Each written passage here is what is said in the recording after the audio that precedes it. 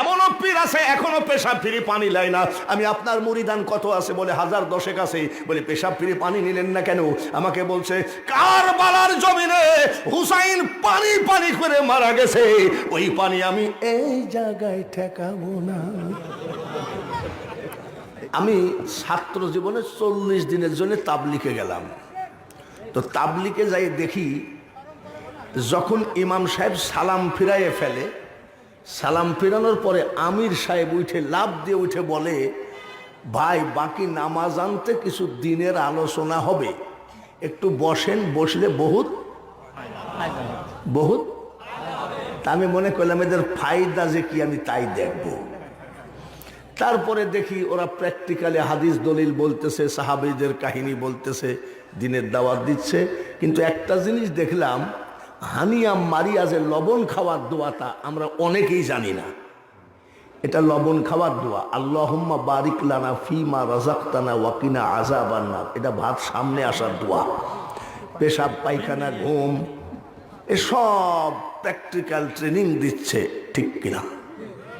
আমি কই কি ব্যাপার, এখানে তো আল্লাহ রসুল আর কুরআন হাদিসের কথার বাইরে কিছু নাই, কিন্তু সেই তাবলিগকে মানুষ এত খারাপ বলে, চিনি ডবল দেয়। যেখানে জালসায় যায়, আমার এই অবস্থায় দেখি একেবারে পাইনসে চা পাঠায়। তার মানে মনে করে এটারেও ধরছে মনে হয়, না এখনো ধরে নাই। তো করছে কি, তাবলিগ জামাতে সবই তো আল্লাহ রসুলের কথা, ঠিক কিনা? আমি বাঙালি হুজুর জালসা দিনের দাওয়াত দিতে আসছি, আমাকে যদি 500 টাকা কম দেন আগামী বছর আর ডেট হবে না। 1 লক্ষ টাকা নিয়ে বক্তারা আবার আসেও না, এরকম নাই নাকি?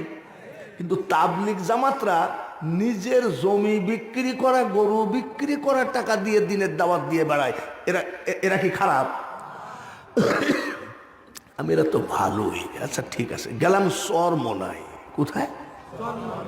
চরমোনাই যাই দেখি খালি জুব্বা আর জুব্বা। আমি দেখি তো এখানে কি হয়, পীর সাহেব ওয়াজ করতেছে, এ বাবা